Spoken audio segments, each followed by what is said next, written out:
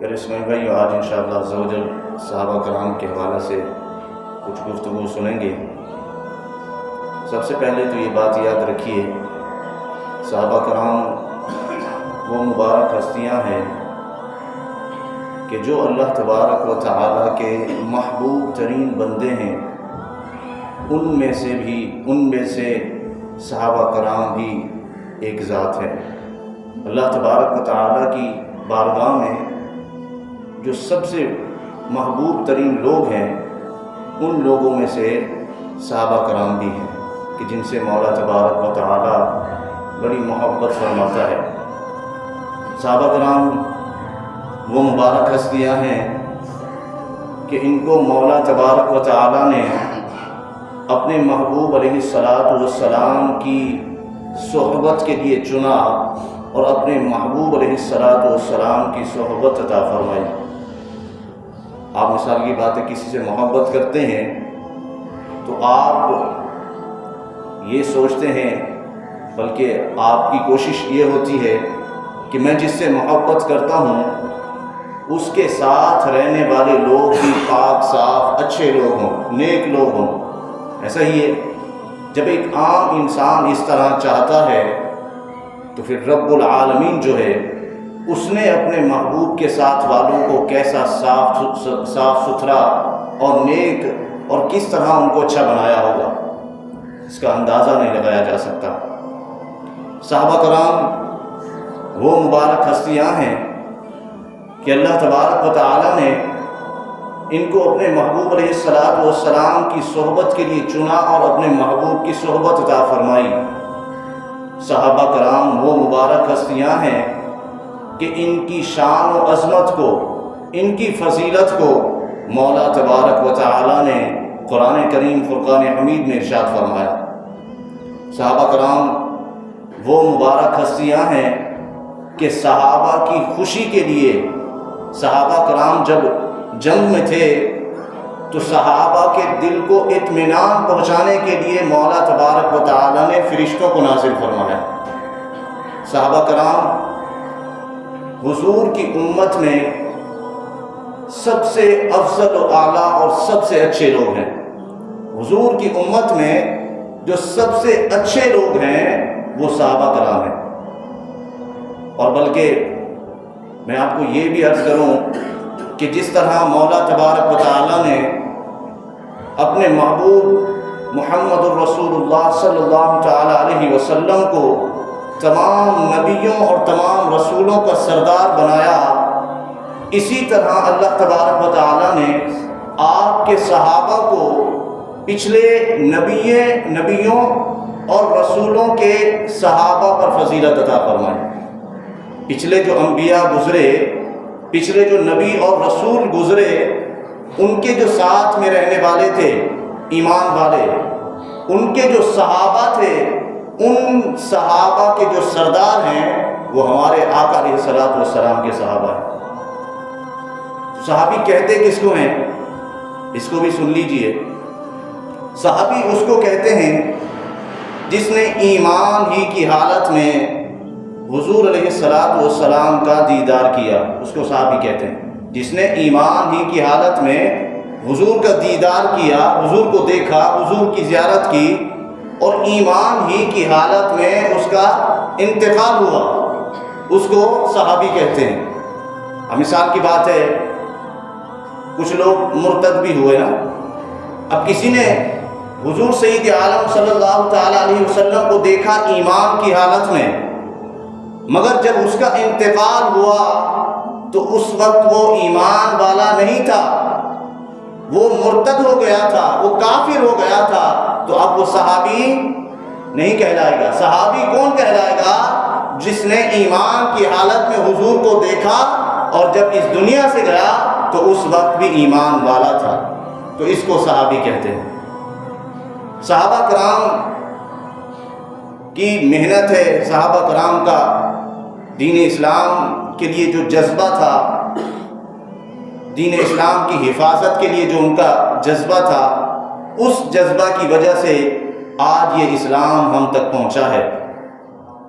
میں آپ کو ایک بات عرض کروں کہ جب مولا تبارک و تعالیٰ نے سیدنا موسیٰ علیہ نبینا علیہ السلام سے ارشاد فرمایا کہ اے موسیٰ علیہ السلام، آپ اپنی قوم کو لیجئے، آپ اپنی امت کے لوگوں کو، ایمان والوں کو لیجئے اور ان کافروں سے جہاد کیجئے۔ یہ مولا تبارک و تعالیٰ نے موسیٰ علیہ السلام کو حکم فرمایا۔ جب موسیٰ علیہ السلام اس حکم کو لے کر اپنے صحابہ کے پاس گئے اور ان کو کہا کہ اے میرے صحابہ، اے میرے لوگوں، مولا نے تمہیں حکم دیا ہے کہ تم ان کافروں سے جہاد کرو، تو وہ پتہ کیا کہنے لگے؟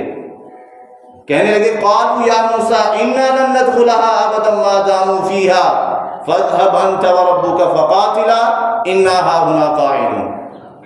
موسیٰ علیہ السلام کے صحابہ کہنے لگے کہ اے موسیٰ، تم اور تمہارا خدا جا کر کے ان کافروں سے جہاد کرے، ہم یہیں بیٹھ کر کے دیکھیں گے۔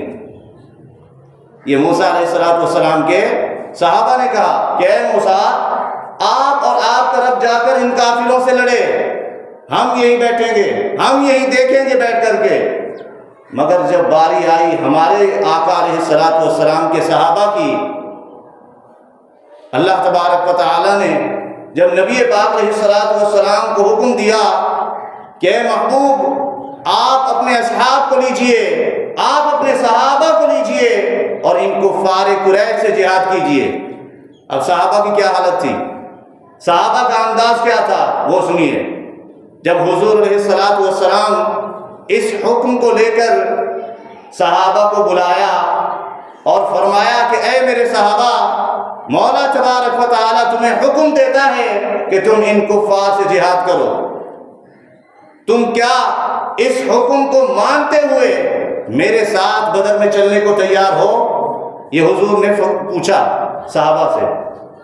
اب ایک صحابی کھڑے ہوئے، عرض کرتے ہیں یا رسول اللہ صلی اللہ تعالی علیہ وسلم، اللہ نے ہمیں حکم دیا ہے اور آپ ہم سے پوچھتے ہیں کہ ہم جہاد کے لیے جائیں گے یا نہیں جائیں گے۔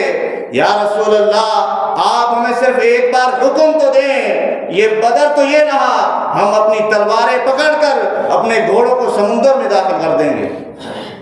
یہ جذبہ، آپ اگر ہمیں حکم دیں تو ہم سمندر میں بھی کود جائیں گے۔ یہ صحابی بیٹھے، ایک اور صحابی کھڑے ہوئے، عرض کرتے ہیں یا رسول اللہ، وہ حضرت موسیٰ علیہ السلام کی بات بھی یاد رکھیے گا، عرض کرتے ہیں یا رسول اللہ صلی اللہ تعالی علیہ وسلم، آپ ہم سے پوچھتے ہیں، مولا نے جو حکم دیا، آپ ہم سے پوچھتے ہیں کہ ہم جہاد میں جائیں یا نہ جائیں۔ یا رسول اللہ، آپ صرف ہمیں حکم تو دیں، ہم آپ کے آگے سے، ہم آپ کے پیچھے سے، ہم آپ کے دائیں بائیں ہر طرف سے لڑیں گے۔ یا رسول اللہ، آپ ہمیں حکم دیں تو جہاں آپ کے پسینے کا قطرہ گرے گا وہاں پر ہمارے خون کا قطرہ گرے گا۔ یہ صحابہ کرام کا جذبہ تھا۔ اس جذبہ کی وجہ سے یہ دین اسلام ہم تک پہنچا۔ مگر اس دین اسلام کی اطاعت ہم کیا کر رہے ہیں؟ جس طرح صحابہ کرام نے اس دین کو یہاں تک پہنچانے کے لیے جو قربانیاں پیش کی ہیں، یہاں تک کہ صحابہ کرام کے کلیجے نکال کر چبائے گئے، صحابہ کرام کے بچوں کے ٹکڑے کیے گئے، صحابہ کرام کے ٹکڑے کیے گئے، جب جا کے یہ اسلام ہم تک پہنچا۔ مگر آج ہماری حالت یہ ہے کہ ہم ٹوپی پہنتے ہوئے بھی شرماتے ہیں، آج ہماری حالت یہ ہے کہ ہم امامہ پہنتے ہوئے شرماتے ہیں، آج ہماری حالت یہ ہے کہ ہمیں قرآن کریم فرقان حمید صحیح سے پڑھنا نہیں آتا، آج ہماری حالت یہ ہے کہ ہماری نمازیں کہاں ہیں۔ یہ اسلام ہم تک ایسے نہیں پہنچا، بڑی قربانیوں سے پہنچا، مگر آج ہم اسلام کا جو لباس ہے، اسلام کا جو لبادہ ہے، اس کو اوڑھنے سے بھی شرماتے ہیں۔ میں نے داڑھی رکھ لی تو لوگ کیا کہیں گے، میں نے 5 وقت نماز پڑھنا شروع کر دی تو لوگ کیا کہیں گے، ہر چیز میں لوگ کیا کہیں گے، لوگ کیا کہیں گے، رب کیا کہے گا، یہ ہمیں پرواہ ہی نہیں۔ ہم نے لوگوں کو نہیں دیکھنا بلکہ کس کو دیکھنا ہے، رب تعالیٰ کو۔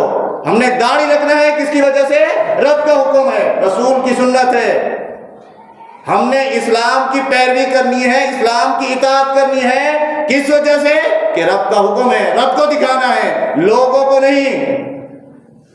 ہمارا حال تو یہ ہونا چاہیے تھا، جس طرح اسلام ہم تک پہنچا، ہمارا حال یہ ہونا چاہیے تھا کہ ہمارا لمحہ لمحہ دین اسلام کی اطاعت میں ہوتا۔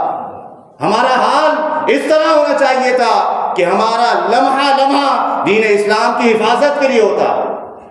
ہمارا حال اس طرح ہونا چاہیے تھا کہ ہمارا لمحہ لمحہ دین اسلام کی سربلندی کے لیے ہوتا۔ مگر افسوس، صد افسوس، ہمارا دین اسلام کی حفاظت کرنا تو دور، دین اسلام کی سربلندی کے لیے کام کرنا تو دور، اسلام پر عمل کرنا بہت مشکل ہے۔ اسلام پر بلکہ عمل کرتے ہوئے شرماتے ہیں، معاذ اللہ۔ تو پیارے اسلامی بھائیو، یہ بات یاد رکھیے کہ یہ دین اسلام ہم تک جو پہنچا ہے، یہ بڑی قربانیوں سے پہنچا ہے۔ آپ صحابہ کرام کی سیرت کا مطالعہ کریں تو صحیح، آپ پڑھیں تو صحیح کہ یہ دین اسلام کیسے ہم تک آیا۔ جب آپ پڑھیں گے پھر آپ کو احساس ہوگا کہ یہ اسلام ایسے نہیں پہنچا ہم تک، کتنی قربانیاں لے کر کے پہنچا ہے۔ جب آپ پڑھیں گے انشاءاللہ اس پر عمل کا جذبہ بھی پیدا ہوگا، دین کا کام کرنے کا بھی جذبہ پیدا ہوگا۔ جب پڑھیں گے نہیں اپنے صحابہ کی، اپنے نبی کی سیرت ہمیں پتہ ہی نہیں ہوگی تو پھر کس طرح ہم اس پر عمل کریں گے؟ تو کوشش کیجئے اپنے نبی، اپنے صحابہ، ان کی سیرت کو پڑھیے، ان کو دیکھیے کہ یہ کس طرح اسلام کے لیے انہوں نے کام کیے ہیں۔ تو میں عرض کر رہا تھا صحابہ کرام کے بارے میں، پھر اتنا کچھ ہونے کے باوجود، صحابہ کرام کی اتنی قربانیوں کے باوجود، آج کچھ لوگ معاذ اللہ صحابہ کرام کے بارے میں زبان درازی کرتے ہیں۔ ایک تو صحابہ کرام کی قربانیوں کو نہیں دیکھا، بھئی اسلام آج ہم تک آیا، ہم مسلمان ہوئے، ہم تک قرآن و حدیث پہنچا، اسلام پہنچا تو کس کی وجہ سے؟ صحابہ کی وجہ سے۔ آج ہم انہی کی معاذ اللہ ان کو طعنہ زنی کرتے ہیں۔ سب نہیں مگر اکثر و بیشتر دیکھا جاتا ہے۔ اور یہ میں آپ کو بتا دوں، جو اس طرح کرتے ہیں وہ مسلمان نہیں، یہ جو انداز ہے وہ منافقین کا ہے۔ مولا تبارک و تعالیٰ کو تو اتنی محبت صحابہ سے کہ منافقین کو فرمایا کہ اے وَإِذَا قِيلَ لَهُمْ آمِنُوا كَمَا آمَنَ النَّاسِ، فرمایا کہ اے محبوب صلی اللہ تعالی علیہ وسلم، آپ ان منافقین کو حکم دیجئے کہ یہ ایمان اس طرح لائیں جس طرح آپ کے صحابہ لائے۔ اتنی بڑی بات ہے، فرمایا کہ ایمان کس طرح لاؤ؟ جس طرح صحابہ لائے۔ جب یہ حکم دیا گیا نا منافقین کو، تو وہ کہنے لگے قالوا انؤمن کما آمن السفہاء، یہ کہنے لگے کہ ہم اس طرح ایمان لائیں جس طرح معاذ اللہ بے وقوف لوگ لائے۔ صحابہ کو بے وقوف کہا، کس نے؟ منافقین نے۔ جب انہوں نے اس طرح کیا تو مولا نے فرمایا کہ اے محبوب آپ جواب نہ دیں ان کو، نہ آپ کے صحابہ جواب دیں، نہ آپ جواب دیں، بلکہ ان منافقین کو خود جواب دیا۔ فرمایا الا انہم هم السفہاء ولکن لا یعلمون، فرمایا کہ ہرگز نہیں، وہ لوگ بے وقوف نہیں، بے وقوف تو تم لوگ ہو، اور تم اتنے بڑے بے وقوف ہو تمہیں اندازہ ہی نہیں کتنے بڑے بے وقوف۔ یعنی صحابہ کی عظمت پر، صحابہ کی شان پر جب انگلی اٹھی تو جواب کس نے دیا؟ مولا تبارک و تعالی نے۔ اور صرف اتنا ہی نہیں بلکہ یہ بات آگے طویل چلی، آپ یہ پورا رکوع کا مطالعہ کریں تو اسی پر گفتگو چل رہی ہے۔ جو منافقین کا سردار تھا نا عبداللہ بن ابی، اس نے ایک مرتبہ یہ اپنے ساتھیوں کے ساتھ ایک جگہ راستے میں کھڑا ہے اور صحابہ کرام کی ایک جماعت گزرنے لگی، تو یہ کہنے لگا کہ دیکھو، اپنے ساتھیوں سے کہنے لگا کہ دیکھنا میں ابھی ان کو کس طرح ان کی مذاق اڑاتا ہوں۔ جب یہ صحابہ قریب آئے تو صدیق اکبر کا ہاتھ پکڑا اور کہا کہ مرحبا مرحبا اے رسول اللہ کے ساتھی۔ اسی طرح فاروق اعظم بھی تھے، ان کا ہاتھ پکڑا اور ان کو بھی کہا مرحبا۔ مولا علی بھی ساتھ تھے، ان کو بھی کہا مرحبا۔ منافق ایسے ہی کرتا ہے نا، منہ پہ کیا کرتا ہے؟ منہ پہ آپ کو خوش کرتا ہے لیکن اس کے اندر کچھ اور ہوتا ہے۔ اس طرح اس نے تینوں صحابہ کو مرحبا کہا۔ جب یہ چلے گئے نا تو اب پھر اپنے ساتھیوں سے کہنے لگا، دیکھا میں نے کس طرح ان کو بے وقوف بنایا، میں نے کس طرح ان کی مذاق اڑائی۔ مولا نے آیات نازل فرمائی، فرمایا وَإِذَا لَقُوا الَّذِينَ آمَنُوا قَالُوا آمَنَّا، فرمایا کہ اے محبوب جب یہ منافقین آپ کے غلاموں سے، آپ کے صحابہ سے ملتے ہیں تو کہتے ہیں ہم تو ایمان والے ہیں۔ جب اس نے عبداللہ بن ابی نے مولا علی کا ہاتھ پکڑ کے کہا نا کہ ہم مرحبا، تو مولا علی نے فرمایا کہ اپنی یہ منافقت سے ہمیں نہیں بولو، ہمیں پتہ ہے تم منافق ہو۔ مولا علی نے فرمایا تو کہنے لگا نہیں میں منافق نہیں بلکہ میں بھی آپ کی طرح ایمان والا ہوں۔ تو مولا نے آیات فرمایا وَإِذَا لَقُوا الَّذِينَ آمَنُوا قَالُوا آمَنَّا، جب یہ ایمان والوں سے ملتے ہیں تو کہتے ہیں ہم بھی آپ کی طرح ایمان والے ہیں۔ اور آگے فرمایا وَإِذَا خَلَوْا إِلَىٰ شَيَاطِينِهِمْ، جب یہ اپنے شیطانوں کے پاس جاتے ہیں تو ان شیطانوں کو کہتے ہیں ہم تو ان سے مذاق کرتے ہیں، ہم تو تمہارے ساتھ ہیں۔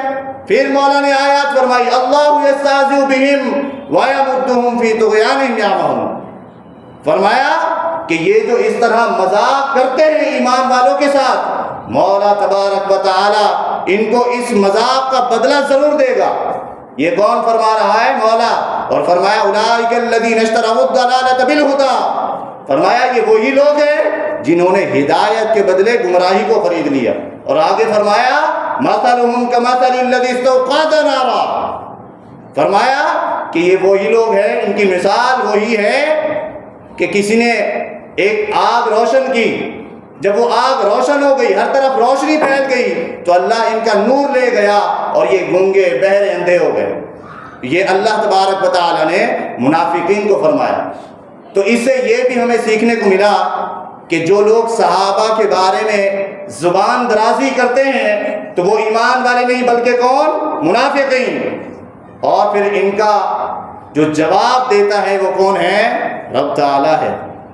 جو صحابہ کی عظمت کو، صحابہ کی عظمت پر پہرا دیتا ہے وہ کون ہے؟ رب العالمین ہے۔ لہٰذا اگر ہمارے سامنے بھی کوئی اس طرح کا معاملہ ہو تو ہم سب سے پہلے اس سے دور ہو جائیں، پھر اس کو اپنے آپ سے بھی دور کر دیں۔ مولا تبارک و تعالی ہم سب کو صحابہ کرام کا ادب و احترام کرتے رہنے کی توفیق عطا فرمائے، آمین بجاہ خاتم النبیین۔